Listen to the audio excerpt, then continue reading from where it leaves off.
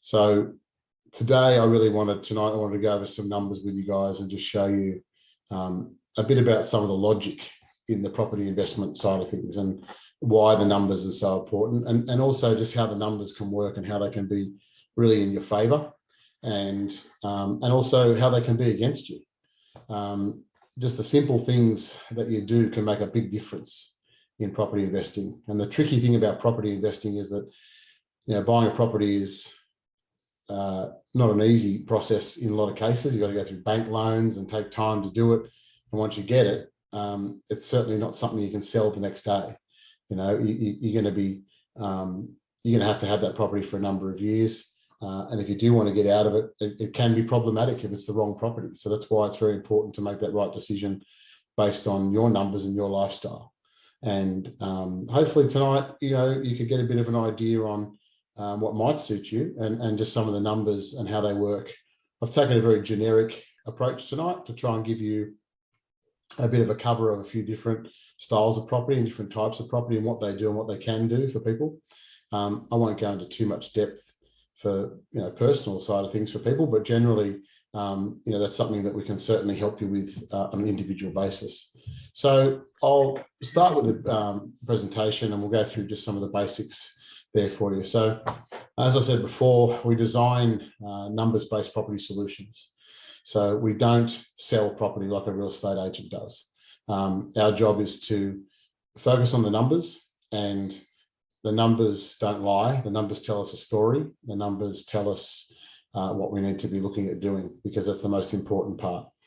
We have access to property and builders Australia-wide, so we're not sentimental. We don't just deal in a certain suburb or city or area. We don't have a favourite area based on that we'd like to holiday there. It's based on where can we go in Australia that's going to have potential to make good capital growth for people and also some good returns on income so that we can have good cash flow. As I said before, we have 27 years experience in the investment property and finance side of things. From our finance side of the business, we have access to over 40 lenders. You can certainly benefit from our numerous long-term relationships with the conveyancers and solicitors and accountants like Gary. Gary's my own accountant. So, that's why we work closely together. And I guess we've got a similar mindset to property and investing.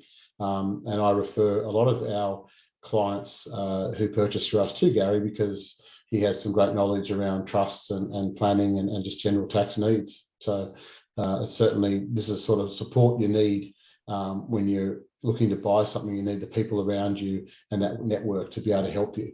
And that's a really big thing, to have that network. Exclusive property management team for co-living and NDIS STA properties. So we have our own property management business that looks after our own specialised products. And to be honest, that means we've got skin in the game. That means that we're not going to just, provide you with a property that you're going to get stuck with then trying to get a tenant from somebody else. We have to manage that property that we're also selling you. So at the end of the day, if we don't give you the right property in the right area, then we're going to be in trouble as well, because our businesses aren't going to make any money because we're not going to be getting any tenants for you. So we do our best to provide those properties in the right areas, the right levels, right locations, so that we can get those tenants as well. So I think that's a big advantage over a lot of other companies out there who may just sell property rather than actually journeying with their investors. So we like to think that we journey with our investors. Our approach at the Property Investment Store revolves around designing strategies, as I said, that are customized to your unique financial situation. So no two people are the same. Generally people have different needs and requirements, different age brackets, different stages of life. And we want to design property strategies that really suit where you're at and what you're looking to do in the future. We're not a real estate agency. Okay, so we don't just sell property to people. We don't just take orders. We don't engage in property sales, as I said, but instead offer a bespoke property solution to help you achieve your specific property goals. So that's in summary what we do. So when we move to, I guess, our structure and how we like to look at it with our investors, we like to find your purpose and what your goal is. What's your why? Why do you want to invest in property? What's the reason behind it? What do you think you're going to get out of it? What are you looking to get out of it? What do you want to get out of it? We want to find your purpose. Then we bring in our strategy. Once we've found your purpose, we design our strategy that we believe is going to suit what you need to create and to resolve your purpose. And then we bring you the solution and we say, look, here's the solution we believe is going to enable you to achieve what your purpose is, your individual purpose. And, we have a very structured process in how we operate with that because, as I said before, it's about the numbers. So we like to let the numbers guide us and numbers lead us. And another thing we like to do is make sure we educate everybody. I mean, my job really and our job here is to educate the fear out of people. We want to teach you and empower you so you have the knowledge and you don't feel concerned or worried about what's going on because you're being educated all the way along. And the more empowered and the more knowledgeable you are with the process, the more comfortable you're going to be because you understand it. A lot of people just try and sell product to people. They're just trying to sell it rather than explain it and guide people. And that's very problematic. So I think generally this structure is one about really getting to know you and providing something that you actually need. Anthony, sorry, go on, Gary. And I think it's, I look at this and go, each client that I work with has a different requirement for an investment property or has a different requirements for buying properties. And this is where we want to have, a diverse range of strategies that will be best used for each person. So we don't want one hat that fits all. When we go to a real estate agent, that type of person, you're looking at all the properties in a suburb, but that suburb might not be a good suburb. So we want to be looking at what's out there, what's different, what's the right investment property for you and your needs so that we can tailor something special for you. You can continue. Sorry, Anthony. That's all right. No, it's true. And I think that's the key. Real estate agents, they know their suburb and whatever the best investment for you is whatever's in their window. They're not looking at it as in what suits your numbers and your needs. One thing that we're really passionate about, especially at the moment, because I think everyone's fairly passionate about it as well, is people's mortgages. Most people are suffering with a mortgage increase rise at the moment, and it's becoming a little painful. And it's something that we certainly don't like. I don't like seeing banks make money. I don't like seeing the tax department make money. And my job is to work with Gary and yourself to come up with strategies that are really going to be able to help you in all those areas. I don't call your home loan your mortgage. I refer to it as your financial cancer. Okay, cancer is a horrible disease. There's no doubt about it, and it really robs people of the quality of their life, and it can also take people's lives. And I don't call it financial cancer lightly, because in all the years I've been doing this, all I've seen home mortgages generally do to most mums and dads and people out there is strip them of their lives. And if I look at the statistics that I've actually come up with myself from 27 years of doing this, is that most 55-year-olds that I see still owe about a third of the value of their home, no matter where they live. So when it comes down to it, have a think about your value of your home, have a think about your mortgage, and have a think about your age, and project yourself wherever age you are. If you're 55, should be easy to figure out. If you're 40, project yourself and have a look. Most people I see still owe the third of the value. Now, that's a real problem, because if you've got 5 to 10 years before you want to retire and you still owe a third of the value of your mortgage, you ain't going to be retiring. And as far as I'm concerned, we need to cure people's financial cancer before we worry about retirement planning, because this is a big problem. This mortgage bit is a major stick in your spokes. It's the thing that's going to hurt you the most, and I can go into far greater detail. And I've written an ebook on it. If you want to download on the ebook, you're welcome to download that. I can give you a link. But definitely, we need to see that cured. We need to see that gone. And I believe that through property investing, you can do that very, very well, and very, very effectively, and very, very cost effectively. So I want to go through some numbers and give you a bit of an idea, but let me just pose a question, right? and this is a pretty simple one. This is nothing like no one's going to get any prizes for it, but what it comes down to is, what if you could make $300,000 over the next 5 years and it costs you nothing to do it? And it's totally legal. I'll just put that in there. Yeah, how good would that be? I love this. Let's sign me up. Well, this is it, right? I mean, people say to me, oh, this sounds like a sales pitch. This sounds all, salesy. But let's remember, this is about the numbers. It's not about sales. It's about fact. Okay, I've got to prove to you that this fact is correct. Right? And I can prove to you it works. So just remember this saying, right, as we move forward now. So 300 grand over the next 5 years, and it costs you nothing out of your pocket to do it. Huh? So that'd be pretty cool if you could. So let me show you how I believe you can do it. Now, I've got some numbers here, okay? There's a lot of numbers, but I've highlighted stuff that matters, and I'll go through it very simply. I've got 3 example properties here. This is a program called PIA. It's a property analysis software that is fairly much an industry standard. It's pretty much what Gary does when he does all these calculations at the end of the year to work out what your tax benefits are on property and all sort of stuff. But it's a fancy little program that all the time I use it. Yeah, well, Gary uses it all the time, right? Because it's a pretty much an industry standard program. But the idea is I want to show you some key points in this. And I've used three property examples, but funnily enough, they're all the same property price. Okay, so let's pretend we're going to look at 3 different options of property. So this first example I'm using here is, mum and dad, they go out, they want to buy an investment property, and they want to buy a property that is, the property value is $812,000. Okay, so that's the value of the property, brand new property, $812,000. In this standard property example, it might be a 4-bedroom house and land package. They're going to rent that out to mum and dad and a couple of kids, whatever. And they're going to get a 4.5% return on it, which is $700 a week. So in Sydney, 4.5% return would be a dream.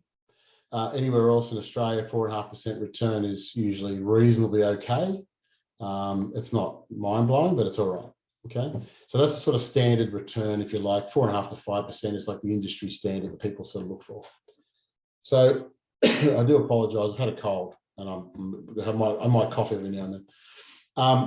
So $700 a week is what we're looking at in income on an $812,000 property, which is $35,672 a year in rent. Now, one number which is going to be consistent through these 3 examples I want to show you is that if we take that $812,000 as the value, and we say, all right, we want to see in 5 years' time, Anthony, you told us we could make $300,000 in 5 years' time. Well, if we use a growth rate of 7%, which is pretty average, I mean, really 7 to 10% is like what, most capital cities tend to get. And so let's use the average growth rate of 7%. So I'm using that sort of growth rate. And if we say, well, if we project that over the 5-year period, so year 1, 2, 3, and here's year 5, then we've actually turned that property, we've made $307,632 on that property in 5 years. Okay. So as I said to you before, right, the first part of that sentence was, what if you could make $300,000 in 5 years? All right. So if we can all agree that, and you can get your calculator out if you really want to and do it, right? 812 capitalized by 7%. You see it going up here each year, what the values are worth. It's all here. And then in the 5th year, we've made $307,000. Okay, that's great. Now, remember, this is a standard home. This is a standard 4-bedroom home with a rent return of 700, which is 4.5% rent return. And Anthony, I just did a bit of Googling, but the average house price in Melbourne in February 2023 is $905,000. So this property that you've picked is actually below the average, just in case anyone was out there thinking that there's a high property price. This one is actually below average in Melbourne, below average in Sydney, and depending elsewhere. And to be honest, if I was having this discussion with you guys 2 years ago, this price would be, the average price I would have been using would have been low 600s. So the markets in most places in Australia, right? So the most good places. So the average price now, most good places, is 800 now, 2 years later. So anyway, despite that, let's just go with these numbers. This is an average just 4-bedroom house getting basic rent. Now, if I've used two incomes here, one's 130 grand and one's 80 grand. So one party was earning 130 and the other partner was earning 80,000. Okay, so that equals 210. Now I've got some other numbers in here, which, we can go into depth about, but I won't. I'm just going off the basic numbers to show you the concept of what I'm talking about here. Based on a $200,000, $10,000 income, $700 a week, an interest rate of 5.5%, some costs and depreciation, all the other bits and pieces. This property would actually be negatively geared. About in the first year, in year one, would be negatively geared $1,242 a year, or $24 a week.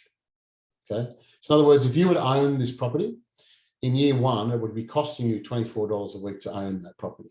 Okay, now the word negative to me says it all. Negative, right? You don't want that. It's a negative thing. Don't want it, right? To me, Definitely don't want negative. No, you don't need negative. This is the thing. People think that negative gearing, must mean I have to be forking out money out of my pocket every week to do this. You don't need to be, right? But this example just proving my point when you see the other two lots of numbers, that this same property price here is currently costing you $24 a week. Now, I don't like that sort of property, because to me, if the interest rate goes up more again, that price there is going to go up again. You're going to keep having this cost going up when you're trying to pay your mortgage off as it is. Now, I've got some clients that have bought the wrong investment properties, and Gary would probably see this because he does the numbers all the time with them, that might be 150, 200, even $250 a week negatively geared.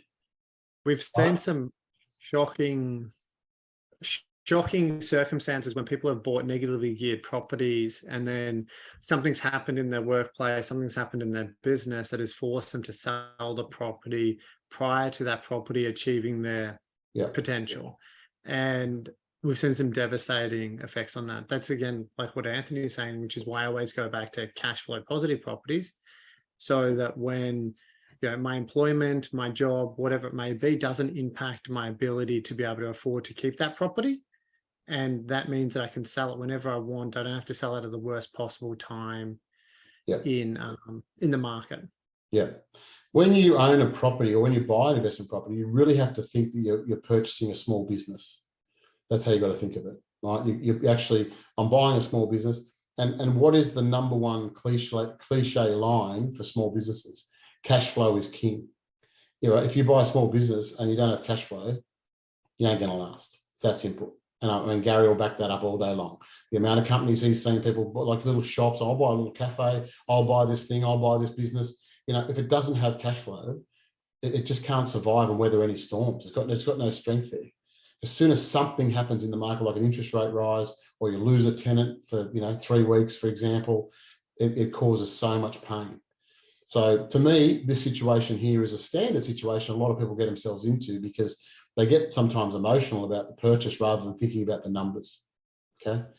So for years, I've been, selling a lot of other people's product.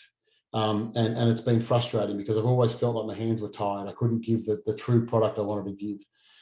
So recently, in the last few years, probably last 5 years, we've come up with our own products, and been able to start, building our own products through different builders around Australia, and designing our own products around the numbers, and really trying to provide people with products that give them stronger numbers.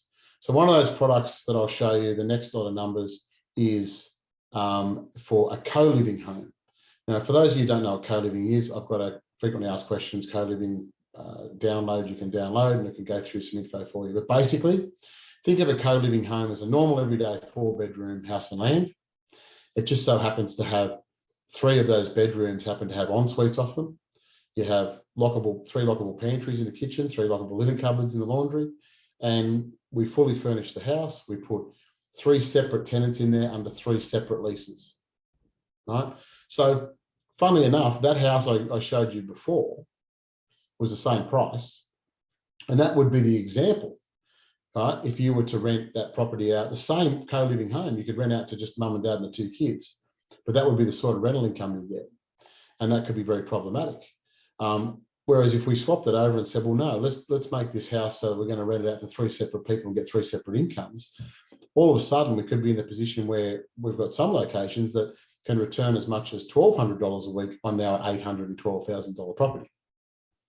Now, suddenly that becomes $61,000 a year in rent, and on the same income, same interest rates, everything's the same. Remember, the same growth happens here. We're going to get 307,000 in the 5 years based on these numbers. So the growth number hasn't changed, but the income numbers changed dramatically, because basically what we've got now in that first year, we've got $12,900 in positive cash flow.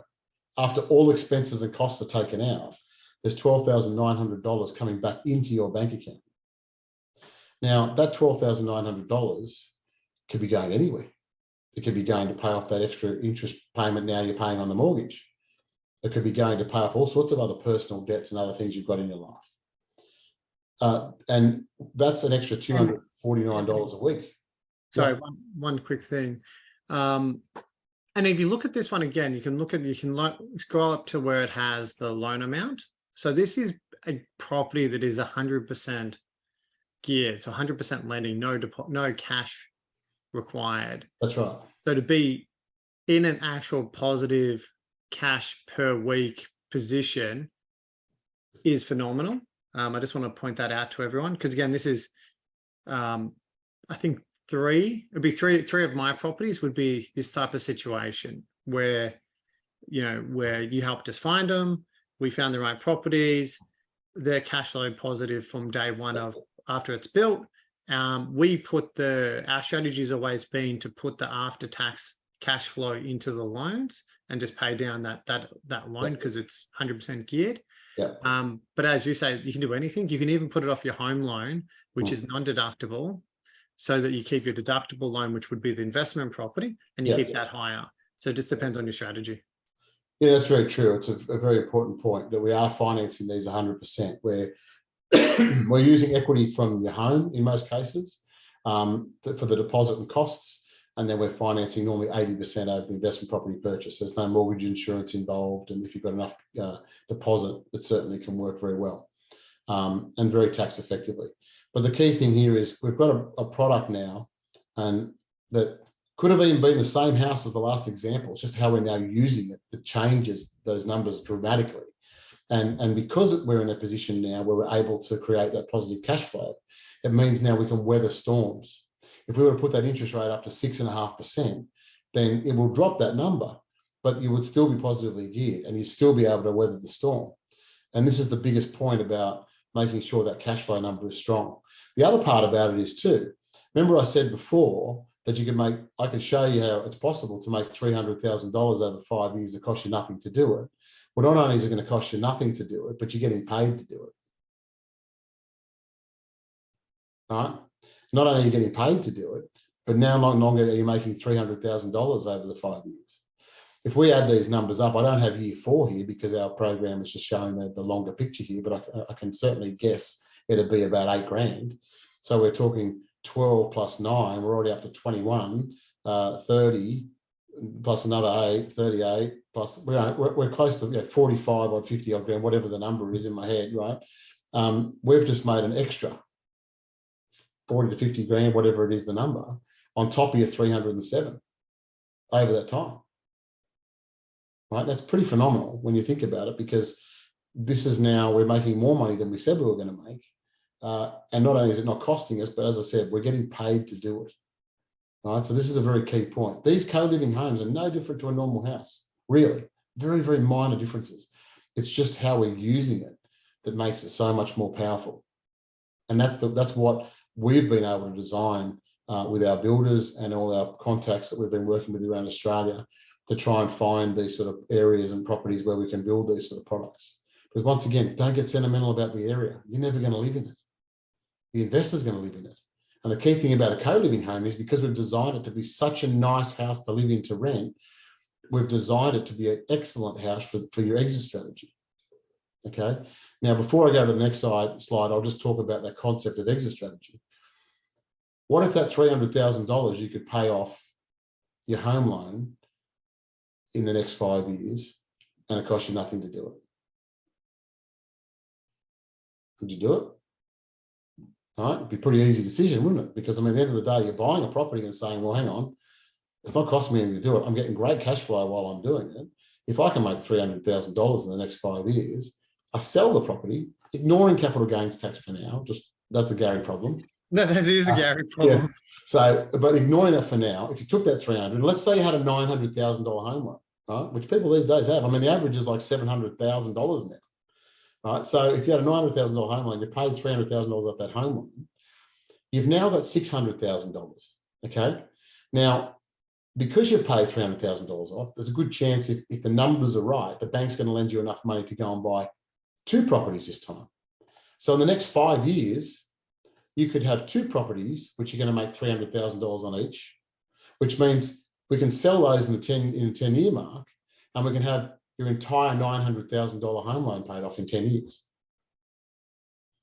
It's possible to do, right? Because this is just numbers. If we buy in the right areas that get the growth, that have infrastructure, government spending, population growth in those areas in strong levels, and we've got opportunity to then be able to pay those homes off quickly, then 10 years has cost you nothing to pay your home loan off if you have the right cash flow numbers. Right? So that's why it's so important to get the cash flow right, because if we can do that, we can afford to hold it for the longer period that we want to get that growth to be able to then sell the property and pay those debts off.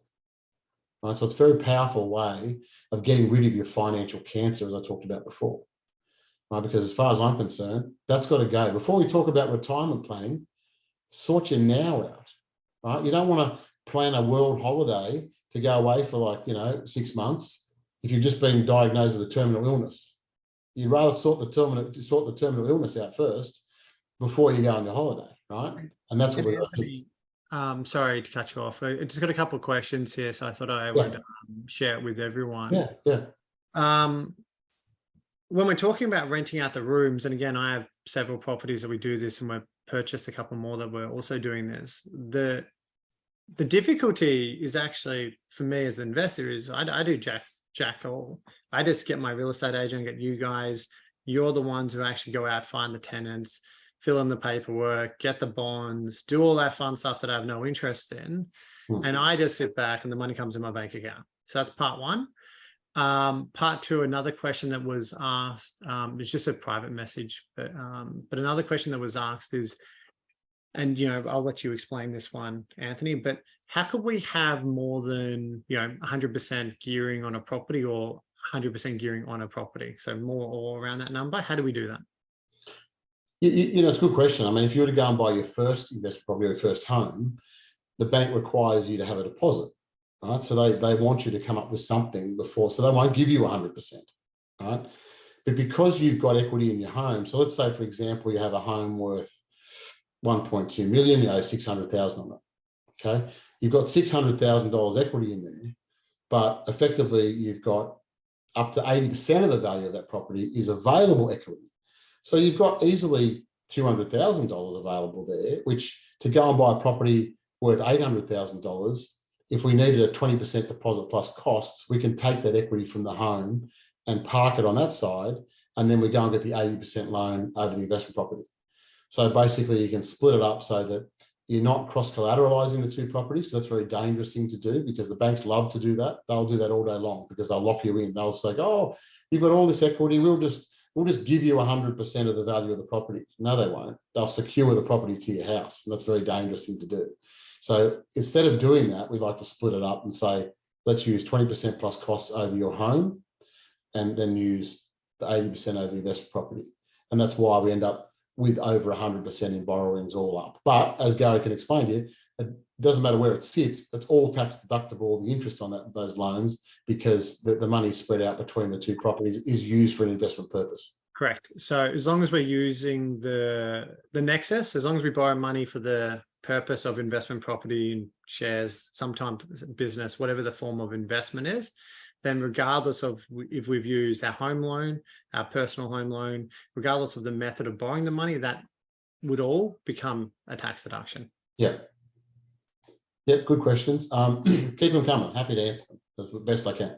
The next example I want to show you is another style of property that we do as well. Once again, using the same numbers. So I haven't changed the numbers in the sense of the purchase price. I haven't changed the numbers in the sense of growth or the interest rate, but I've changed the numbers in the sense of income.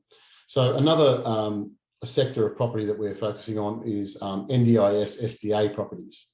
So once again, I have a frequently asked questions booklet, which I can send you, which has got lots of answers in there for many questions people have. But in short, it's the government has rolled out the NDIS back in 2016 to look after people with disabilities in Australia. There's about 14% of the Australian population that's on the NDIS, so that's 3.5 million people. And we all fund it, where they put the Medicare levy in, 0.25% increase on the Medicare levy, so that would cover it, which is about $28 billion a year that comes from that. And that money goes back into funding all forms of people with disabilities. But one sector that we're focused on is what's called SDA, which is specialist disability accommodation. So for people who have extreme disability needs and who really can't work anymore, and they can't have an opportunity to, own their own home, then they can qualify for specialist disability accommodation under the NDIS. Now, as part of that, that's the participant, that's the person. Then the second part is that there's 4 different levels of houses that can be built. So we build SDA homes that are SDA approved for an SDA participant to live in.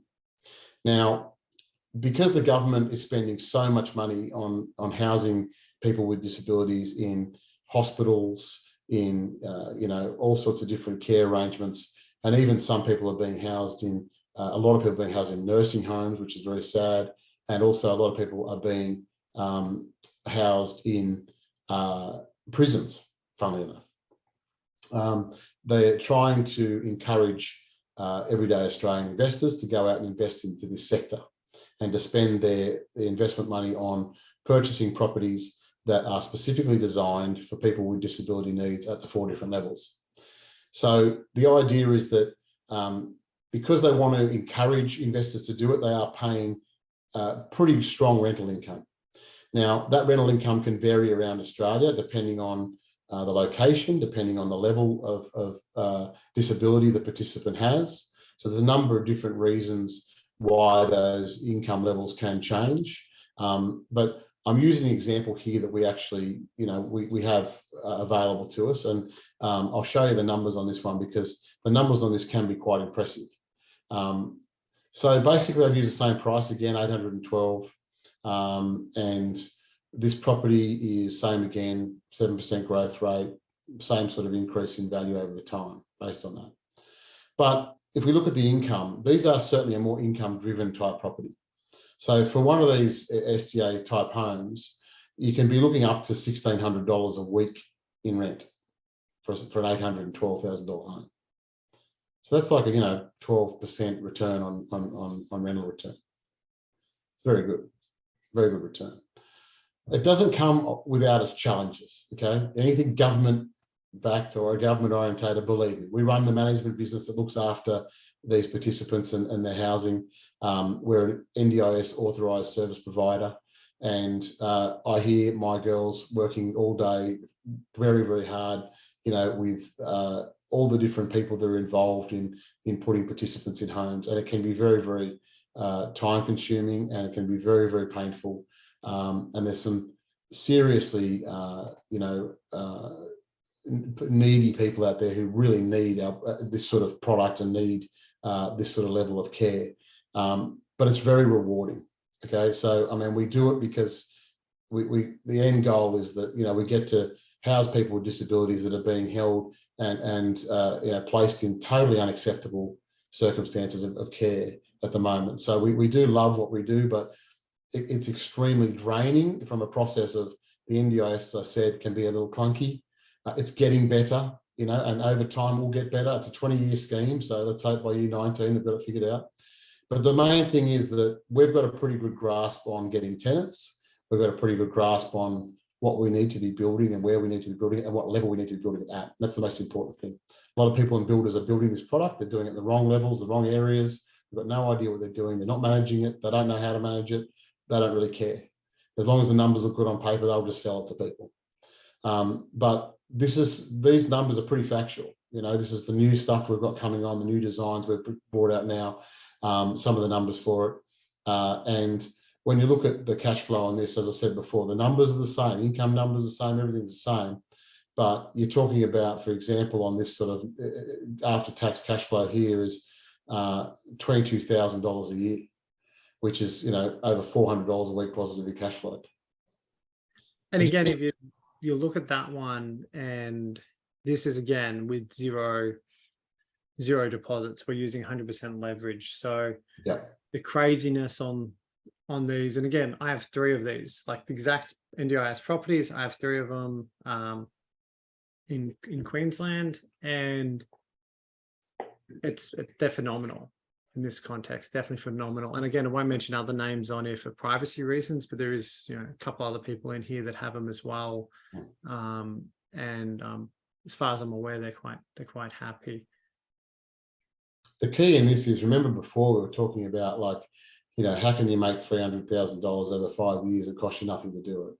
Well, if we look at these numbers here, adding in the 4th year in the middle, we're actually making over $100,000 in cash flow over those 5 years. If it's fully tenanted at this rate, that's an extra 100 grand. So effectively, we've made $400,000 in 5 years, and you've been $20,000 a year positive cash flow while doing it. Right, so it's a very powerful product. It's not for everybody. I'll tell you that straight up. Okay, some people can't afford to do it because the numbers on this are hard. Valuations are painful with this. The banks do not understand the product, and we have a lot of pushback. We've got some lenders that can help us and do guide us and are very good, but as I said, it doesn't suit everybody. And then some people, they just can't get their heads around it. Like it becomes too, as I say to people, if you can't sleep at night knowing all the good, the bad, and the ugly, it's not for you. Go with a co-living home. Far more suitable. And I'll just add a little bit more onto that one because Daniel's asked the question. Look, the biggest challenge that I've had with the NDIS product is, for me, all it was is you do the build, you get a tenant, you get paid rent. So I look at it again as a big picture, but if you're really tight on cash flow, then it's probably not going to be the right product for you. You might have, I mean, we were one of your first clients. Yeah. You're one of our guinea pigs. One of the guinea pigs. So it's been a couple of years, right? It's been like 2-3 years, maybe. Well, since it's been finished, yeah. So let's say there might be 1-2 bad years out of 20 years. Yeah. The question is, if you're in the financial position where you can afford that at the start, in the middle, at the end, you've just got to know in the back of your mind, just like commercial properties, is that, you know, it may not go right, but it's only going to be, you know, 1 year, 2 years out of 20. Yeah. And for me, I can sleep fine at night knowing that. And we've not had any fundamental problems in whatever 2 or 3 years. It's all worked out pretty well. And the house prices have gone up too, which is an added bonus. Yeah. And I won't say, I'm not going to gloss it up. Okay. I'm not going to tell you all the good things, because I'm not going to say that Gary's situation is how it's going to be for everybody. There are some challenges in this space because you're working with people with disabilities. You know, I mean, you can have people who have behavioural issues. You can have people that, you know, and we had a client die recently, and that happens because these people's disabilities usually aren't getting any better, you know, and it can be quite, you know, quite hard to deal with the NDIS on basic needs and situations, but that's our job. That's why you know, pay us to manage the property to work with that. But at the same time, as Gary said, it's not for everybody, because you need to be able to float the bad times with the good times, and you need to be able to have that buffer. But it's really good product for people who are, I suppose, have got the equity in their property. For older people who may be looking at a good, you know, income, you know, as a retirement income and a good cash flow for retirement. It can certainly be good for people who have a super fund, who might want to, you know, get some good sort of cash flow into the super fund, and obviously the lower tax rates, it can be very helpful. Gary suggests, obviously, with any of the properties we look at, you know, you need to be talking to him about the ownership side of whether you should be owning them in a trust or your own name. But certainly with NDIS properties, from what we've seen so far, most people buy them in a trust because the cash flow The tax benefits of that are massive. So, we need to look at things like that. So there's a bit of complexity in the product. And as I said, it doesn't suit everybody. But, certainly we can do the litmus test and we can see if it's something that works for you. If it doesn't, that's okay. You can look at a co-living product, which has still got very good income, it's still got very good growth, but probably might be easier to deal with from a day-to-day basis. So in summary, as I said, I've given you the 3 property examples at the same price. I've shown you that it is possible to make $300,000 in 5 years, and it is possible to do it, to cost you nothing to do it. And it is actually even possible to be paid to do it if you set the right income up. But it's really got to do with that income. Because if we go back to that first example, we were $24 a week negatively geared on that example, exactly the same price point, basically exactly the same home as what a co-living would be, which is going to be $249 a week positively geared. So it's all about how you structure it and how you set it up. And this is where having people like us who have gone through this for many years and I've looked for solutions to help people, get ahead. This is why it's so important, rather than going to a real estate agent who is just going to sell you something like that and tell you it's wonderful, right? It really comes down to these cash flow numbers. Cash flow is king, and you'll be able to keep it as long as you do that. So I've got a case study here, which I'll quickly go through. Just a client we had, they had 130 income at 80 in income for Amy. Home value was 1.2, mortgage was 450. Investing in property had been a long-term goal for them to help secure their financial future and minimise their tax. An increase in their mortgage repayments had them fearing it was no longer possible to purchase an investment property. Definitely could not afford to purchase a property if it was negatively geared, because there's no way that they could run the cash flow. The strategy really was to source a cash flow positive property solution, consolidate their other debts, improving their monthly cash flow, maximise tax benefits for them both, especially for Alex, through negative gearing aspects of the property purchase. So that was the ultimate goal for them. This was the purchase that they used. That's why I've used that example tonight, because there was an $812,000 purchase with an estimated weekly income of $1,200 per week. Obviously, that's a 7.68% gross yield, which is great. 4-bedroom house, 4 bathroom, 2 cars. So it was a co-living style home, and the numbers worked for them. It really did. They had a good solution, as I showed you before. That was their numbers, right? So the cash flow really was something that they needed to make some inroads on their mortgage, and to keep themselves their head above water. As interest rates have been going up, it's going to certainly make a big difference to their cash flow and their lifestyle. So,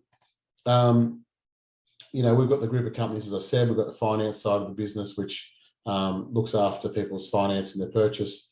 We've got the management side of the businesses. We've even got a lifetime rental income guarantee, which basically, we run that ourselves. We don't incorporate that into the price. If you want that and you can't sleep at night because you're worried you're not going to get a tenant, we can talk about it. It's not there for everybody to be used. It's just there for those people who are really nervous about getting a tenant. If they really want to look at it, they can look at it. We provide that as more of a courtesy service than we do a money-making object of any sort. It's just for people who can't sleep at night. And then, with our Save Your Finance business, we actually donate, for every $100,000 you borrow, we donate $100 to the charity of your choice on your behalf. So if you have a loan that we end up refinancing and we purchase a new property, it ends up being, $1.4 million worth of finance, for example, we'll donate $1,400 to the charity of your choice. Right. So we've got our own charity as well we support, which is Destiny Rescue, which is a great charity. And if you don't have one that you regularly support, there's certainly great reasons why to support ours. But if you do have one, then, and if you're going to get a loan anyway, then CBA will just announce their $5 billion profit for the quarter. If you go through them, if you go through a broker who's going to give you a CBA loan, he'll make all the money and put it in his pocket. If you go through us, we'll go through CBA as well, but you can donate to your favourite charity. So there's no catch. It's just, we'll do the loan instead and donate to your favourite charity. So even if you're looking to refinance or anything, we can help you. Right. So it means that we can also help the charity. Right. So it's part of our giving back program we do as a business. So I guess, in summary, what's your number one purpose? What is your number one why? why are you here tonight? What do you want to achieve by looking at investing? We believe we can help you go through that and unwrap that and unpack that and try and figure out what a great solution we can do for you to achieve your goals and achieve your why. So thanks for having me, guys, and I hope you got something out of tonight. If you've got any more questions, feel free to ask. Happy to answer any questions. So.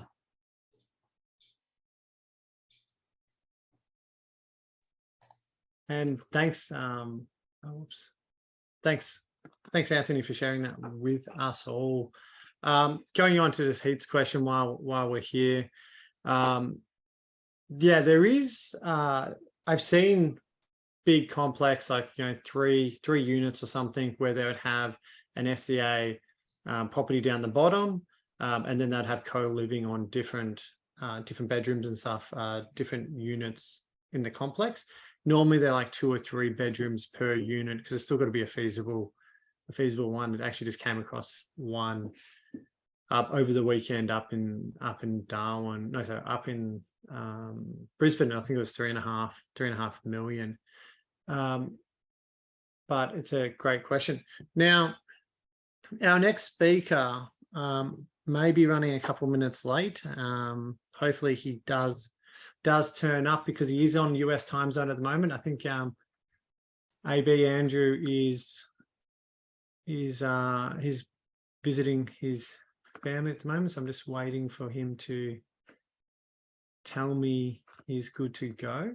But does anyone have any other questions regarding property while we do have Anthony here to talk about any other random types of questions? If you want to challenge me on anything that I said last week about properties or about shares, we can open that up at the moment. Generally speaking, the interest rates that we're seeing at the moment are that 5, 6, and 7%. So keep that in mind. And when you are doing a build, the interest that you calculate on a build is going to be a lot lower than the total loan amount, because you don't draw the full amount at the start. You definitely progress paying while you're doing the build there.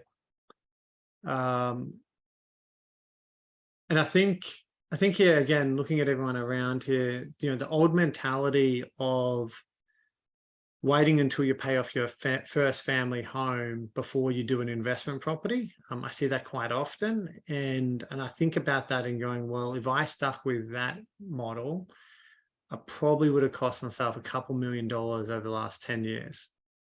So for me, I always go quite, I'm quite a risk taker. So I like to go pretty hard into property. Even right now, we're expanding our property portfolio. We're growing that, but I also think that you got to buy the right properties at the right times, and you've got to make sure you make an informed decision. So using that rubric that I showed everyone last week, if you don't have it, it will be getting sent out to you, but using that rubric to compare different investment properties and weigh up different options so that you're making the right informed decisions without the emotional side of things. Because if you had the pleasure of dealing with me on a one-on-one basis, you'll know that I like to remove the emotion. I'm a bit blunt on some of my advice and emotions towards buying investments. Russell, you've asked a question for SDA. Are you seeing increased build costs? Does the capital value appreciate the same rate since they start off higher? I'll answer this first, in my opinion, and what I've experienced on my properties, and then Anthony, you can share us with the latest of those, because I haven't bought in a couple of years. So build costs, I find, are they are built to a better standard. For me, one of the properties that I have in, I'm going to probably butcher the name of this place. Anthony, you want to save me a little bit? Where is it? Is Coomera? Was it Coomera? What's it called? Yeah, Coomera. Coomera. Yeah, so one of the properties I have in Coomera, I walked into it and it has, big doorways, big kitchen. I go into the kitchen, it has a butler's pantry. And what's really cool, because it's wheelchair friendly, you can spin a wheelchair around in the kitchen and the butler's pantry. And I thought to myself, this is a really nice property. And I went back to Melbourne and I bought a new place. So the quality of builds are done to a certain standard that I thought is quite high.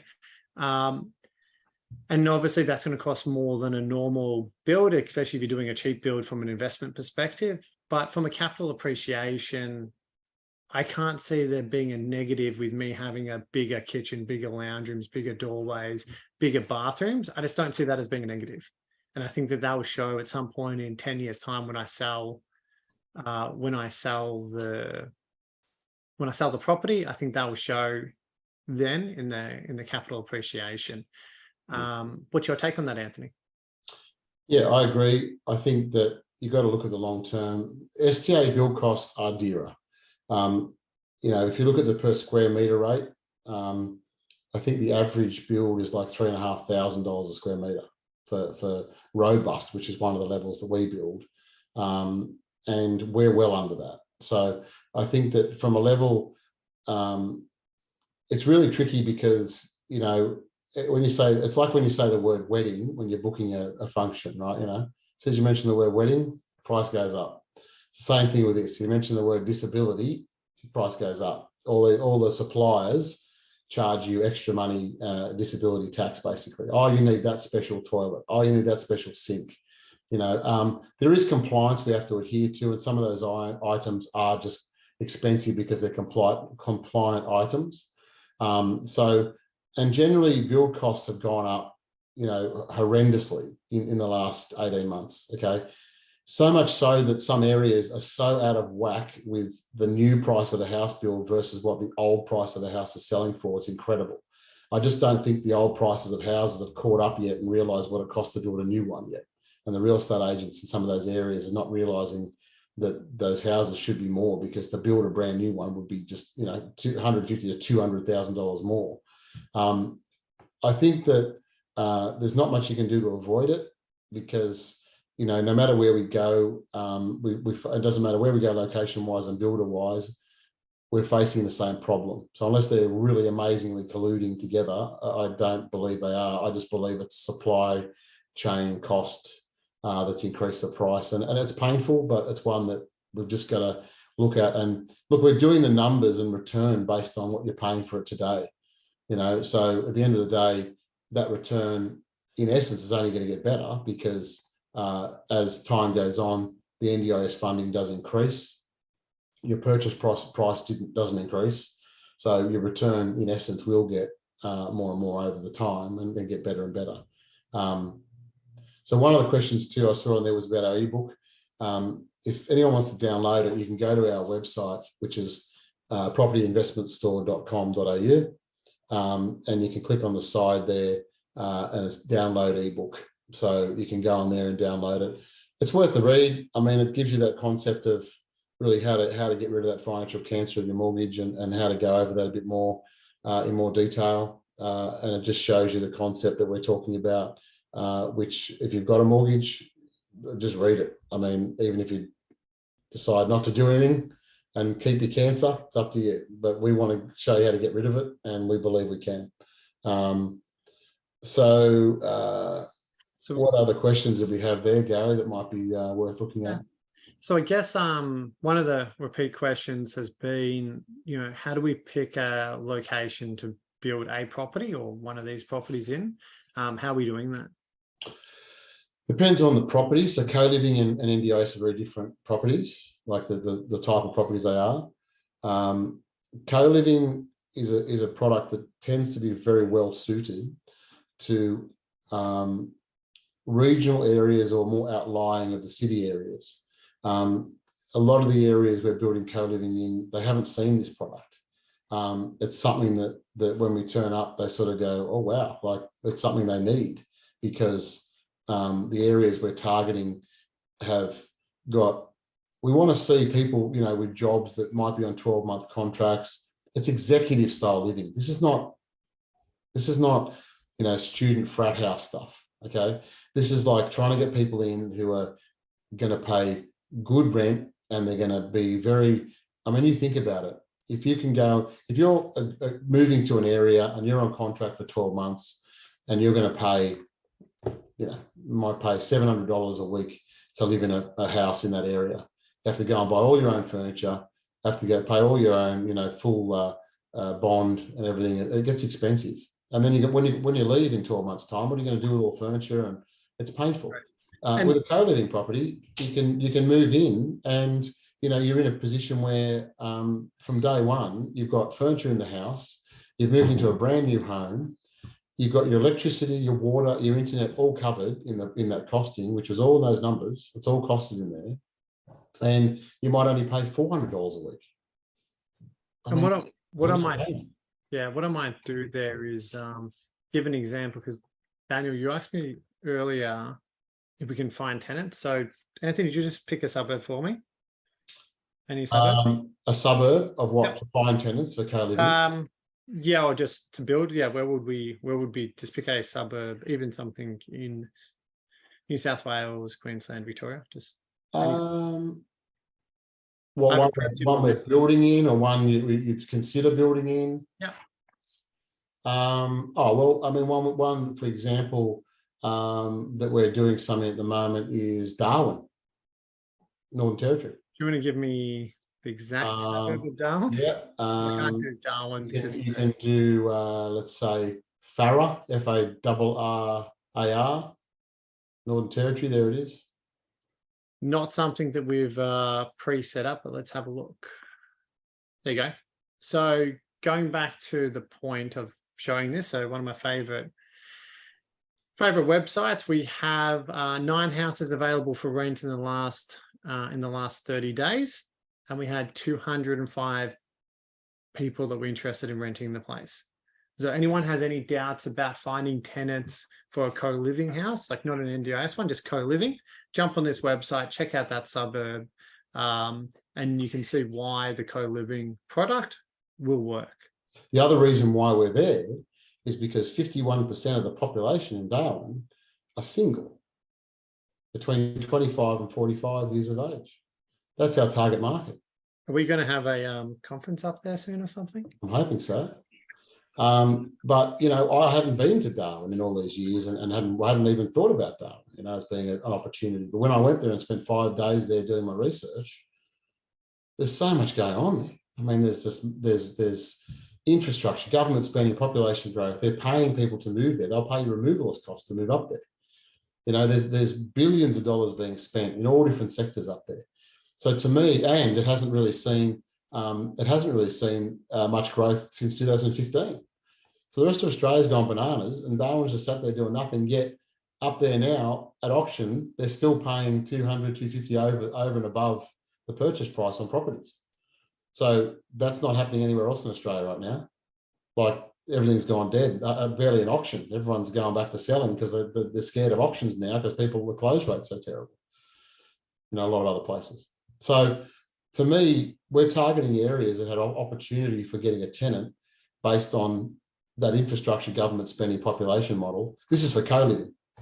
When it comes to NDIS, totally different discussion, okay? Because NDIS is about, you're never going to be able to go to realestate.com and type in where people with disabilities that have SDA approval are, that can actually, find one of these homes. We can't even do that with the NDIS website. So there's no magic list with this. It's all one of those cases of, well, you've got to do your best to talk to the people and have relationships in the area, and discuss with them what their needs are and try and build to the needs, rather than just sort of guessing and just plonking a house in there and hoping you're going to get a tenant, because that's not the way you do it in the NDIS space. So you've got 2 very different types of products and 2 very different types of structures in how they operate. So, and we do our research. Everything we do is based on, as I said, we've got the property management business on co-living and for NDIS. If we don't get you a tenant, if we build an area that's not going to get tenants, we don't get any earning income from not finding you a tenant. So it's in our best interest to make sure we do our best to find you a tenant. Otherwise, our businesses don't make any money. So we've got skin in the game with you guys as investors, and we want that to be a real key part of what we do, and be accountable for making sure we can get you a tenant, because we are building these homes in a good area. And Daniel asks us another question about rent vesting. What are your thoughts on it? And to start off with, I believe I owned 5 houses or 5 investment properties before I owned one to live in. So for me, it was all about making as much wealth as possible prior to buying something that I lived in. And I was quite happy with that decision that I've made. And looking back on it, I did quite well out of rent vesting. That's my opinion and how it worked for me. But what are your thoughts on rent vesting, Anthony? I think if we were to poll most most homeowners here that have a mortgage and have had a mortgage for a long time, if they were to live their life again, they would definitely consider rent vesting. I think because the idea of rent where you want to live and buy where you can make money, what's wrong with that idea? You know, at the end of the day, why get yourself into a whole bunch of financial cancer to spend all your life trying to pay it off by yourself? Because if you go and get into debt and buying your own home, there's a good chance you're going to be right up to the eyeballs with your borrowing capacity, which means you're not going to be in a position to be able to go and buy an investment property to help you pay that loan off. So until you can sit back and wait for that property to go up in value, which may take who knows how many years, you're not going to have enough equity.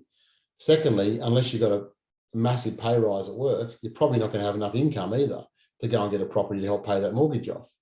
So to me, rent vesting is what should be being taught at school, not Pythagoras' theorem. I don't know how many people have used that today, but I haven't used that much today. But at the end of the day, when it comes down to it, I guarantee everyone's been worried about their debts and on their bills and all these sort of things today. And this is not what we get taught at school, right? Yeah. We don't get taught the basic economics of getting a home loan and being in debt forevermore. And why do you think banks are announcing $5 billion profits for a quarter? One bank. They've got some crazy profits at the moment.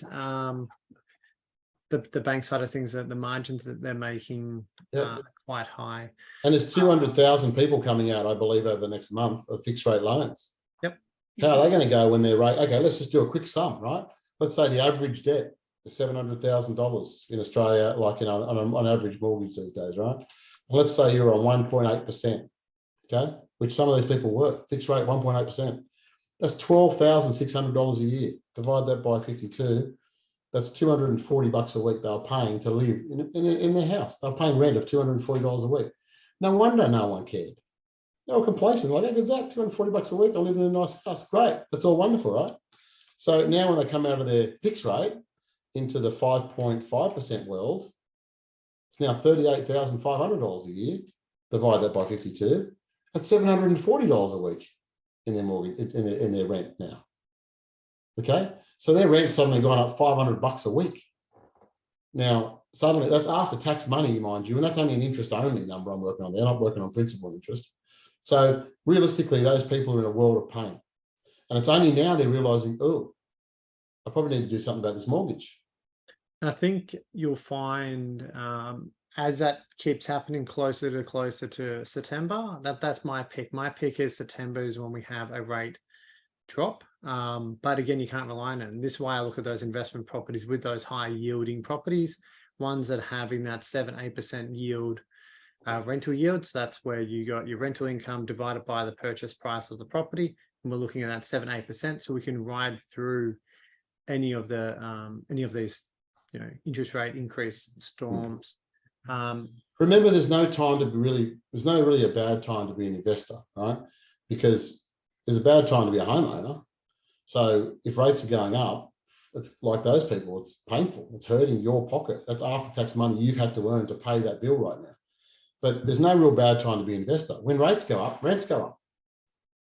If rates go up, it means less people can buy their own home, which means more people have to rent, which means more pressures on the rental market, which means rent go up.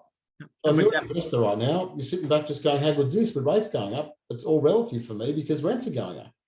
Yeah, absolutely. And we're seeing that across the board. Every single suburb that I've looked at has rental increases, which is great for investors and not so great for people that are renting, that can't afford that cost of living increase. Yeah. And I had a client the other day whose rent went up $140 a week just in a basic little 2-bedroom unit. One jump. Now, what are they going to do? Oh, I'm going to move out. Okay, where are you going to move to? You're going to move to a place that's going to be that $140 a week dearer anyway. So they've got no choice but to pay it. Might as well. Absolutely. So we believe our second guest speaker is fast asleep on California time. It is around that 2 a.m. and I believe that someone may or may not have forgotten to remind him that he was speaking today. I don't know if that falls on my shoulders or someone else's shoulders. I'm not quite sure. But we only have the amazing Anthony Saul with us tonight. So I appreciate everyone for tuning in, sticking around, and enjoying this. We will obviously send this out on record. If anyone has any questions on property, if you email them to me, I will forward them across to Anthony to respond. Next month, we will be doing marketing and sales for small business. So please stick around for next month. It's going to be really exciting. We do have another guest speaker who will be reminded to turn up and will not be sleeping. And I look forward to sharing with you that special topic next month. As always, if any questions, reach out to me, and thank you for joining in. Thanks, guys.